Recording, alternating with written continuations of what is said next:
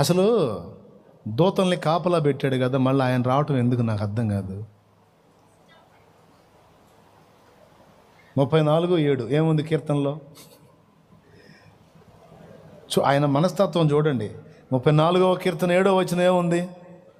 యెహోవా యందు భయభక్తులు గలవారి చుట్టూ ఆయన దూత వారిని కావలి ఉండి వారిని రక్షించును అని ఉంది. 91వ కీర్తన 11వ వచనంలో ఏముంది? ఏదో ఒకటి ఉందా? 34:7లోనేమో యెహోవా యందు భయభక్తులు గలవారి చుట్టూ ఆయన దూత కావలి ఉండి వారి చుట్టూ దూతున్నాడు అని ఉంది.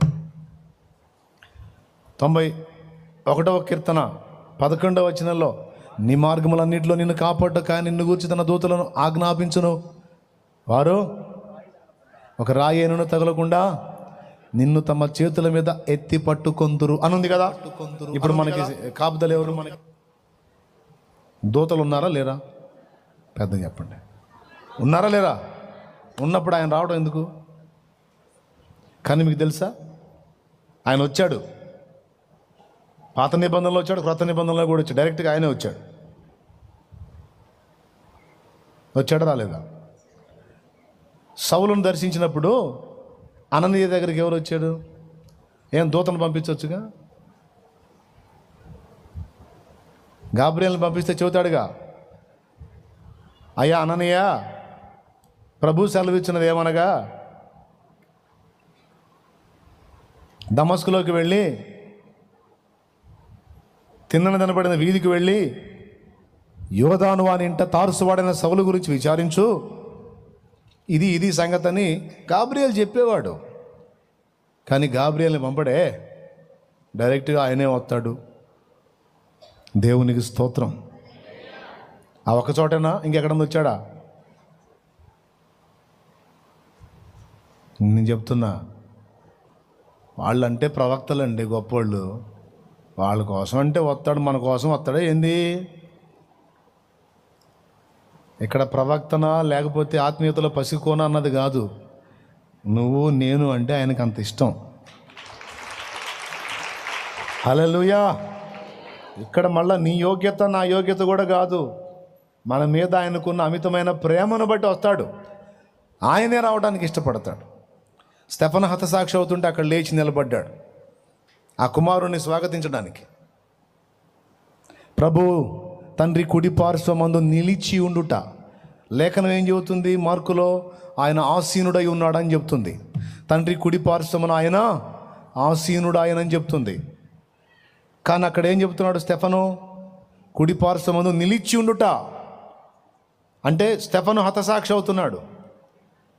నేను చెప్తున్నా, క్రీస్తు యేసునందున్న మనకి ఇంకొక అవకాశం కూడా. రాళ్ళ దెబ్బలు తగులుతుంటే బాధ కదా, శరీరాన్ని గాయపరుస్తుంటే వేదన కదా. కానీ విచిత్రం, స్టెఫను ఆ వేదన ఎక్స్పోజ్ చేయటల్లా దర్శనాన్ని గురించి చెబుతున్నాడు ఆయన.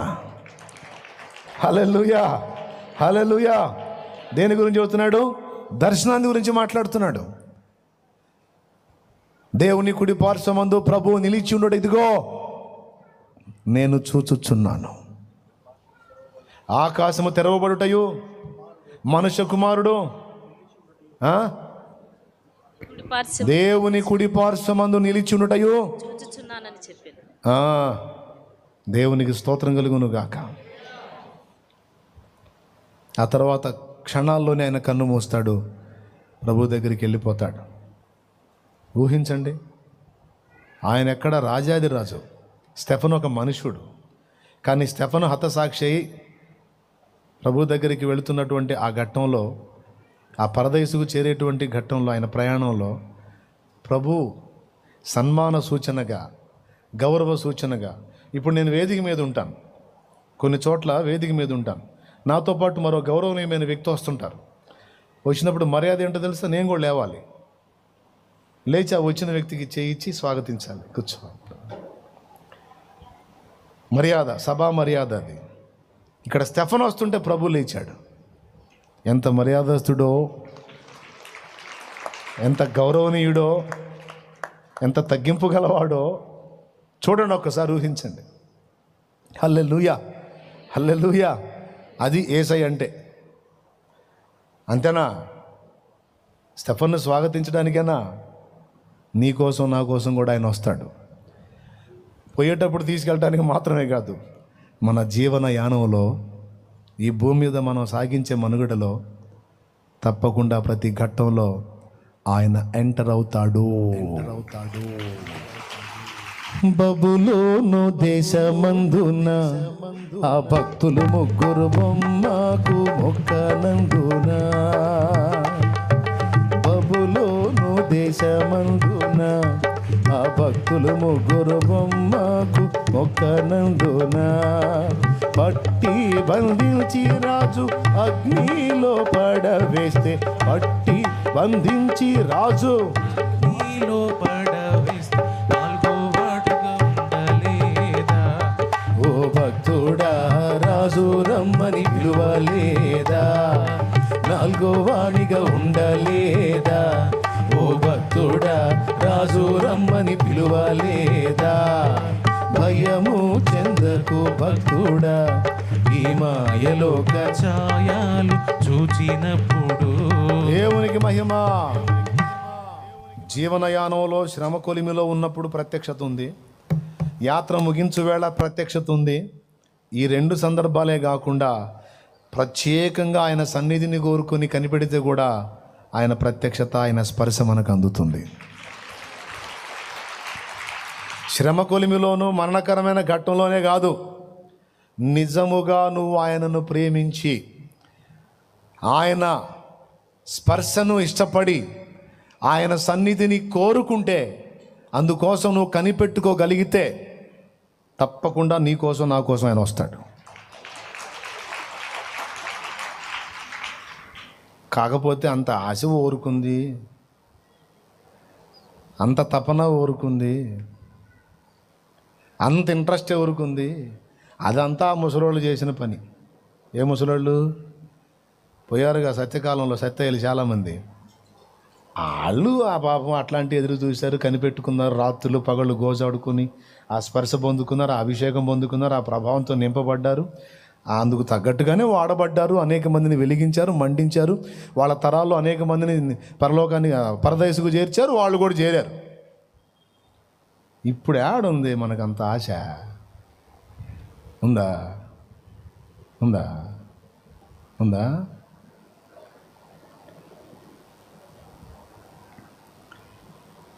నేను ఒక్క మాట చెప్తా, మనకి ఏదైనా పాతబడచ్చు, వస్త్రాలు పాతబడచ్చు, కట్టుకున్న ఇల్లు పాతబడచ్చు, మనం తెచ్చుకున్న వస్తువులు పాతబడచ్చు, మనం కోరుకున్న మనుషులు మనకు పాతబడచ్చు.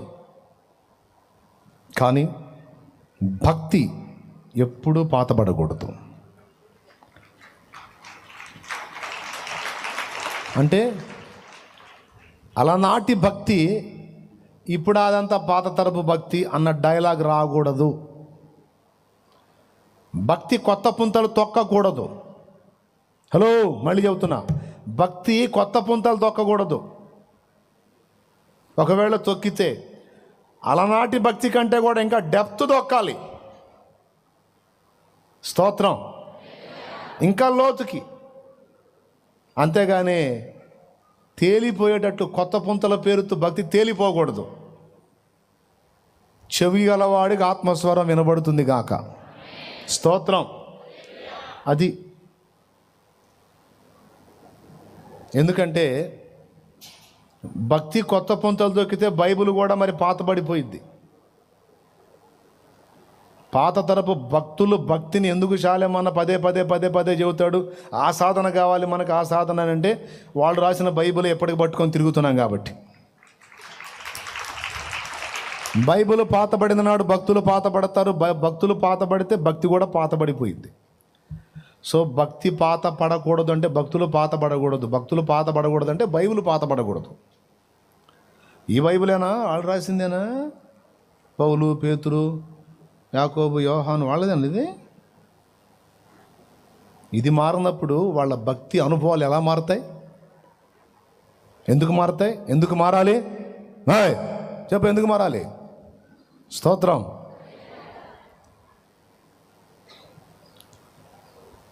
మారకూడదు. నేను ఒట్టి మాటలు చెప్తున్నానని తేలిగ్గా తీసుకుంటే తేడా పడతారు. ఇందులో పాయింట్ ఉంది, సీరియస్గా తీసుకోండి.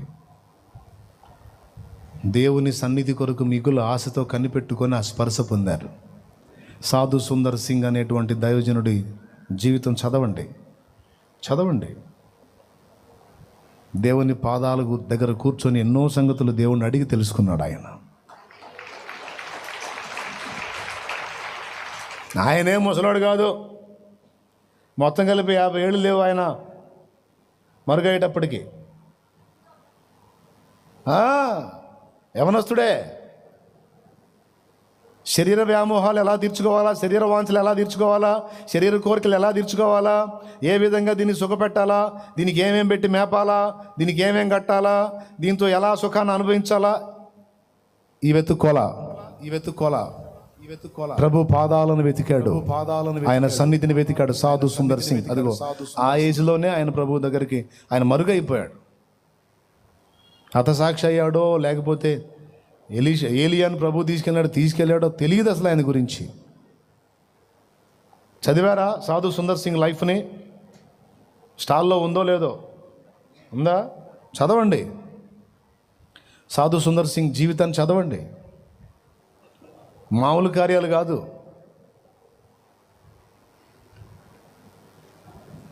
దేవుని పాదాల దగ్గర కూర్చొని ఆయన సన్నిధిని వెతికి ఆయనతో మాట్లాడుకొని అనుభవాలన్నీ పుస్తకంలో రాసుకొని మనకు అందుబాటులోకి తెచ్చాడు ఆ మహనీయుడు. కొన్ని ఆయన చెప్పగా విన్నవాళ్ళు రాశారు, కొన్ని ఆయనే అందించాడు. ఆయన చూసే జో గారి తండ్రి దానియేలు గారు, నేను కూడా సాధు సుందర్ సింగ్ లాగా అయిపోతా ప్రభువా, నేను కూడా కాషాయం వేస్తా తండ్రి, నేను కూడా ఇంక అలానే తయారవుతాను అని ప్రార్థన చేశాడంట. అప్పుడు అన్నాడంట, నాకు ఒక సుందర్ సింగ్ చాలని, నాకు ఒక సుందర్ సింగ్ చాలు. నిన్ను దానియేలుగా ఎందుకు పుట్టించానంటే దానియేలుగానే నీతో నాకు పని ఉంది కాబట్టి నువ్వు ఇలానే ఉండాలి, అని అలా ఉండాలి. నీ మీద ఉన్న ప్లాన్ నీ మీద ఉందిలే, నిన్ను కూడా నిన్ను ఆశీర్వదించి విస్తరింపజేస్తాను, అనేక జన్మలకు దీవెనకరంగా నిన్ను చేస్తానని దానియేలు గారితో దేవుడు మాట్లాడాడు. వాడుకుంటాను నిన్ను కూడా, నిన్నే కాదు నీ సంతానాన్ని కూడా వాడుకుంటానని జోగారి గురించి కూడా చెప్పాడు దేవుడు ఆయనకి. హల్లెలూయా, హల్లెలూయా. ప్రియులారా, భక్తులు దేవుని సన్నిధిని నిరంతరం వెతికారు.